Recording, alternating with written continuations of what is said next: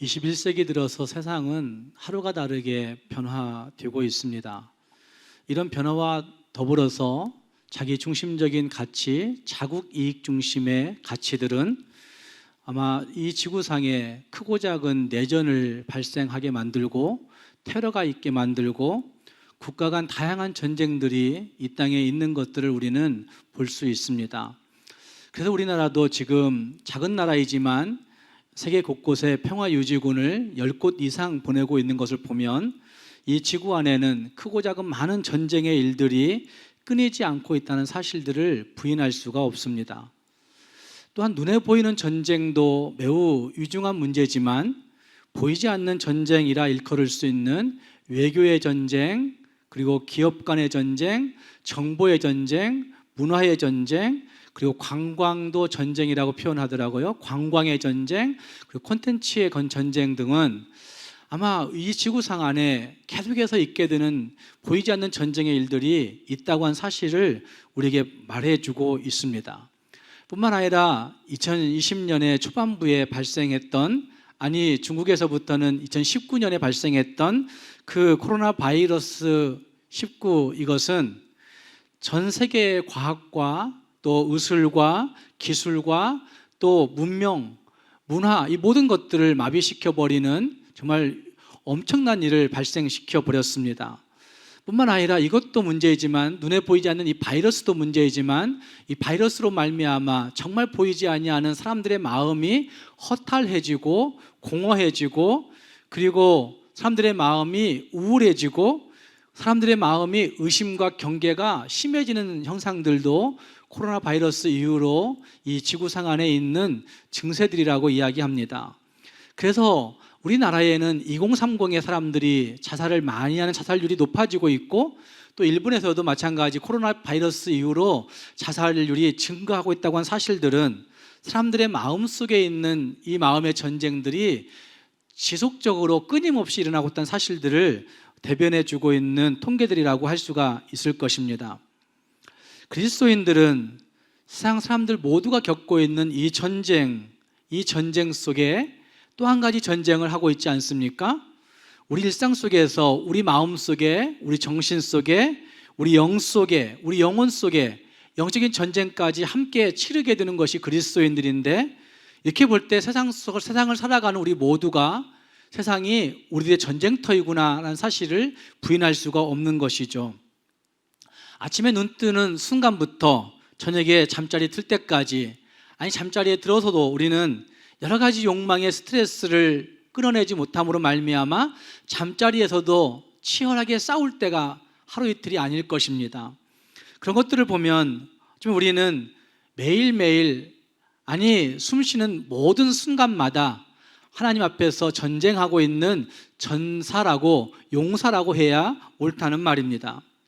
C.S. 루이스는 스크루테이프의 편지라고 하는 책에서 이런 얘기를 합니다. 사람들의 정신세계 얘기를 하면서 영적인 전쟁이 어떻게 일어나는가의 문제를 잘 짚고 있는데, 악마, 왕초 악마 이런 표현들 거기에 등장하고 있고, 그들이 사소한 죄 같은 것들을 통하여서 우리에게 다가온다고 그는 이야기합니다.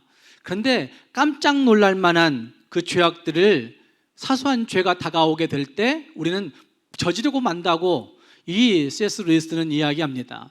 그런데 그렇게 되는 이유 중에 한 가지는 자기에게 있다는 것이죠. 자기의 만족, 자기 추구, 자기의 욕망, 자기 과시, 욕들이 결국은 사소한 죄를 죄로 인정하지 않음으로 말미암아 정말 나도 놀랄 수밖에 없는, 깜짝 놀랄 만한 죄악들을 서슴없이 범하고 살아가는 인생들이 많이 있다는 사실들을 그 책에서 잘 증거해 주고 있는 것입니다.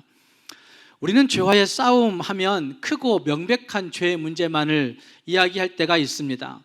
그러나 작고 사소한 죄의 문제에서부터 패배할 때에 우리는 결국 우리의 모든 것들이 다 넘어가 버리는 것들을 부인할 수가 없습니다. 작고 약한 사소한 감정의 문제나, 아니면 건설적인 비판이라고 얘기하는 그 비판의 문제나, 아니면 정말 우리가 흔히 할 수 있는 선의의 거짓말의 문제나, 이 모든 것들이 우리가 간과하고 넘어가는 일들이지만 결국 이것들로 말미암아서 크게 죄악으로 발전할 수 있는 경우들도 많이 있다고 C.S. 루이스는 묘사하고 있는 것입니다. 모든 사람들이, 특히 예수 그리스도인들이 우리의 모든 삶 속에서 전쟁을 치르고 있다고 하는 사실들은 부인할 수가 없는 부분입니다. 전쟁의 위협이 사라지지 않는 이 세상 가운데 주님 오실 때까지 치열하게 전쟁해야 되는 우리들이 어떻게 전쟁을 하며 어떻게 살아야 되겠습니까? 오늘 함께 읽은 말씀은 이 전쟁의 이야기들을 우리에게 잘 전해주고 있고, 그 전쟁 속에서 우리가 어떤 삶을 살아야 되는지를 우리에게 분명하게 말씀하는 말씀이 여기 신명기 20장에 우리에게 증거되고 있습니다. 먼저 중요한 것은 우리가 전쟁의 한복판에 서 있다는 것입니다. 함께 읽은 말씀 1절 말씀이 이렇게 시작하고 있지 않습니까? 적군과 싸우려 할 때에 말과 병거와 백성이 너보다 많음을 볼지라도 그들을 두려워하지 말라. 애굽 땅에서 너를 인도하여 내신 네 하나님 여호와께서 어떻게 하신다고요? 너와 함께 하시느니라 라고 말씀하고 있습니다. 신명기서는 이미 말씀드린 대로 이스라엘 민족이 가나안 땅에 들어가 어떻게 살아야 되는가 라고 하는 사실을 모세를 통해서 설교하고 있는 말씀이 이 신명기서입니다. 그러니까 여기 읽었던 말씀을 다시 20장 1절 말씀을 보시면 너희가 가나안 땅에 들어가 살려 할 때에, 이런 말씀 아니겠습니까? 너희가 가나안 땅에 들어가 살려 할 때에 적군과 싸우는 일이 있을 거야, 이런 말씀인 거죠. 이 한 구절은 전쟁 가운데 있는 하나님의 사람들에게 분명한 몇 가지의 메시지를 주고 있다고 생각합니다. 하나는 가나안 땅에 들어갔을 때 전쟁이 있다는 겁니다. 오히려 가나안 땅에 들어가지 않았을 때 전쟁이 없을 수 있습니다. 그런데 가나안 땅에 들어가면 전쟁이 필연적이라는 사실을 오늘 읽었던 말씀은 거듭거듭 말하고 있습니다. 2절 말씀에서도 말합니다. 너희가 싸울 곳에 가까이 가면, 이렇게 말씀하고 있고, 3절 말씀도 한번 보시면 이스라엘에 들으라. 너희가 오늘 너희의 무엇과 대적과 싸우려고 나와왔으니, 이렇게 말씀하고 있고, 4절 말씀에도 말씀합니다. 너희 적군과 싸우시고, 하나님이 싸우신다는 말씀을 하고 있습니다. 가나안 땅에 들어갔을 때 전쟁이 있다는 얘기예요. 가나안 땅에 들어갔을 때 적군이 있다는 사실을 말하고 있습니다. 이 말씀을 오늘 우리의 구원으로 생각해 보시면, 예수 믿고 구원받았음에도 불구하고 전쟁이 있을까요? 없을까요? 전쟁이 있다는 얘기죠. 우리는 천국 백성이 되었어요. 그래서 천국 삶을 살고 있다고 얘기하지 않습니까? 천국 백성 되었는데도 불구하고 우리에게 전쟁이 있을까요? 없을까요? 전쟁이 있다는 얘기입니다.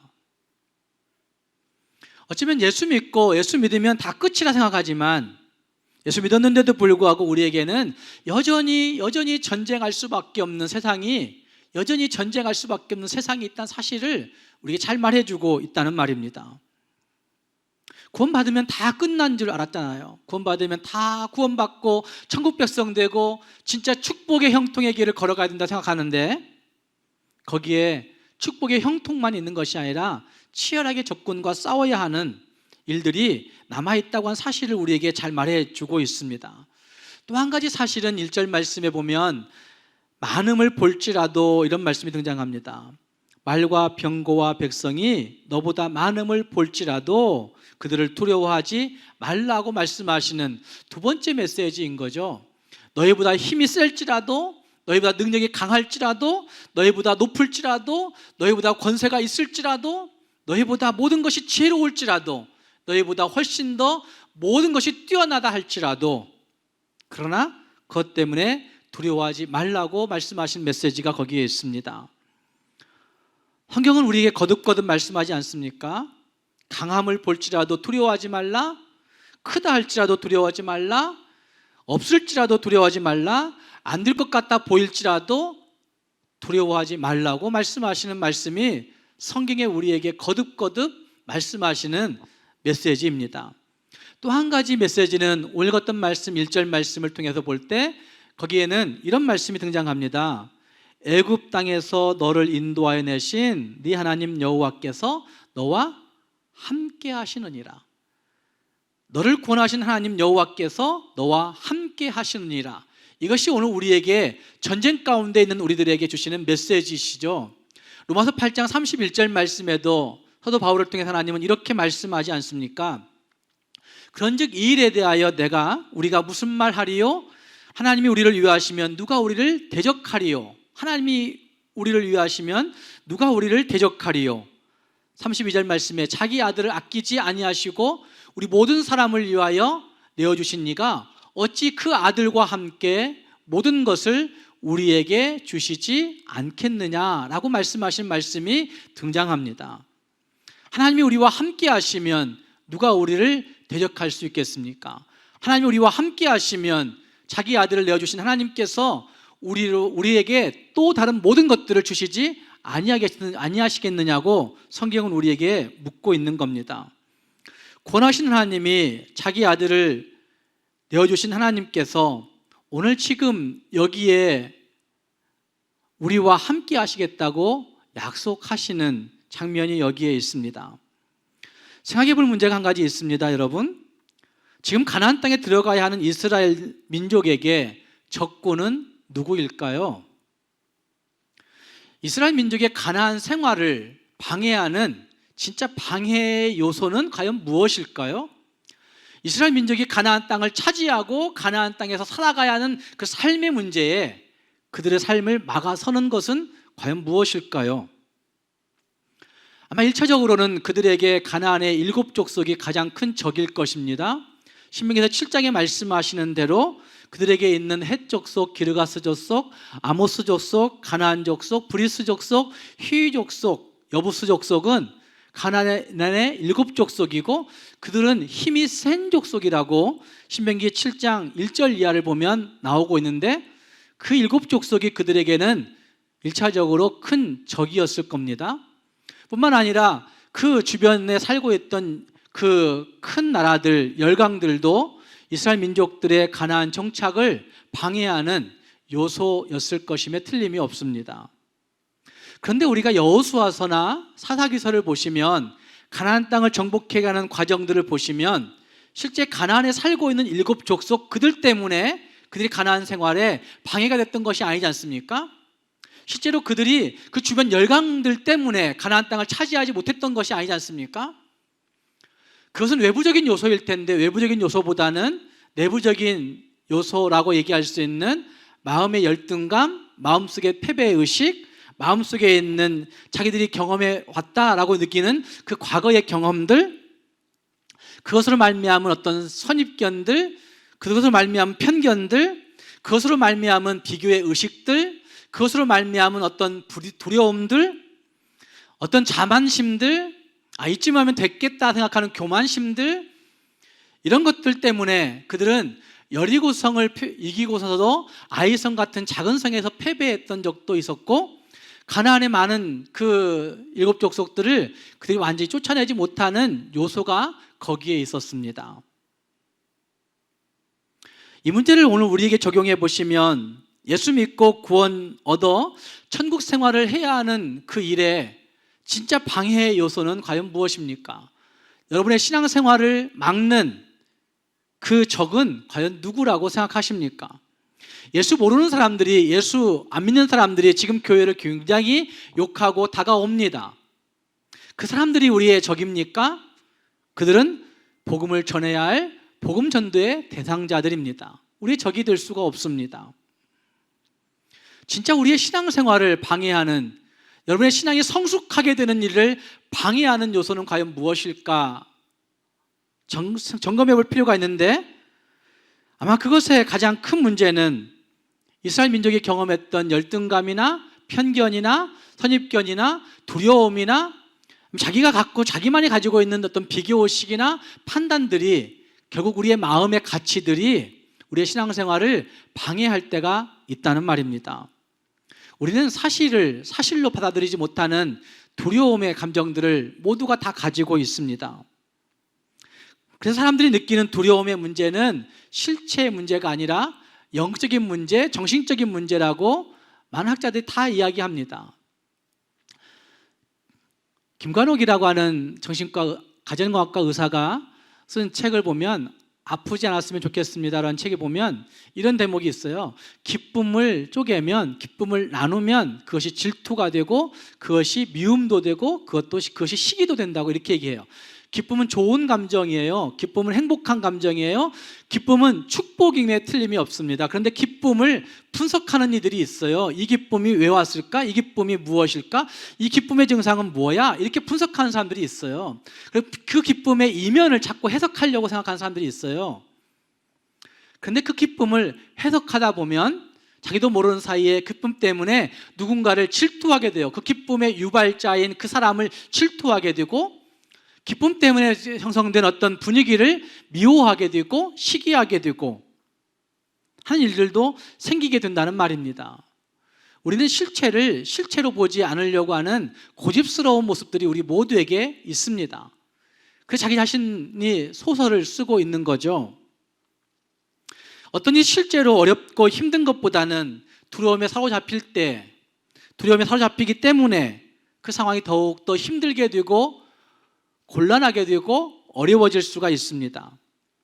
뿐만 아니라 두려움은 온갖 부정적인 감정을 만들어내서 그 일을 할 수 없도록 만들 때가 있습니다. 그렇게 볼 때 두려움의 문제는 매우 영적인 문제라고 얘기할 수가 있습니다. 그래서 두려움은 정말 하나님을 믿고 있는가, 하나님을 믿지 않는가의 문제를 가늠할 수 있는 중요한 영적 지표라고도 할 수가 있습니다. 실제로 지나놓고 보면 아무 일도 아닌 일들을 우리는 너무나 크게 두려워하고 무서워하고 그리고 그것들을 자기 삶에 너무나 주관적으로 대입시켜서 그것으로 말미암은 부정적인 감정을 표출할 때가 많이 있는 것입니다. 우리를 막아서는 전쟁은 과연 무엇 때문입니까?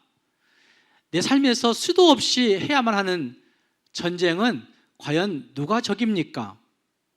성경에 등장하는 하나님의 사람들을 보면 하나님에 대한 확신이 없을 때 굉장한 큰 두려움으로 섰던 것을 볼 수 있습니다. 창세기 32장의 본문을 보면 야곱이라고 한 사람이 거기에 등장하지 않습니까? 야곱은 막내 아들로 태어난 것이 굉장히 큰 축복이었을 것입니다. 간혹 우리는 장남만 우대하는 부모님들이 있어서 거기에 핸디캡을 갖는 그 막내 아들이 있을 수도 있지만 그러나 막내 아들이 더 큰 사랑을 받을 때가 대부분입니다. 미안한 감정 때문에 더 잘해주기도 하고 막내 아들에게는 좀 애잔한 마음이 있어서 더 잘해주기도 하고 막내 아들에게는 더 큰 축복이 될 때가 있다는 말입니다. 그러니 야곱이라고 하는 인물을 생각해 볼 때 야곱은 정말 막내 아들로 태어나서 사랑받고 그리고 애지중지 되어지고 사냥도 나가지 않고 집에서만 애지중지 될 수 있는 그 아들임에도 불구하고 그 야곱의 마음 가운데 어려서부터 찾아든 어떤 류의 두려움, 그렇지 않습니까? 내가 혹시 형보다 못 받지 않을까라고 한 두려움, 내가 혹시 형보다 재산을 차지하지 못할까에 대한 두려움, 이런 류의 두려움이 그의 마음속에 찾아들기 시작할 때 그런 그 두려움 때문에 거짓말도 하고 두려움 때문에 꾸미기도 하고 두려움 때문에 아버지를 속이게 되고 두려움 때문에 의시되기도 하고 두려움 때문에 강한 척하기도 하고 두려움 때문에 형과 아버지에게 몹쓸 짓을 하면서 속이는 자로 살아갔던 것이죠. 그 두려움 때문에 나중에는 도망치는 도망자 신세가 되어 있기도 했습니다. 창세기 32장을 보시면 그 두려움에 가득 차서 도망치는 도망자 신세로 살아가던 그 야곱에게 하나님은 거듭거듭 내가 너와 함께한다, 내가 너를 호위한다, 내가 너를 지키겠다라고 말씀하신 말씀을 진짜 액션으로 보여주셨습니다.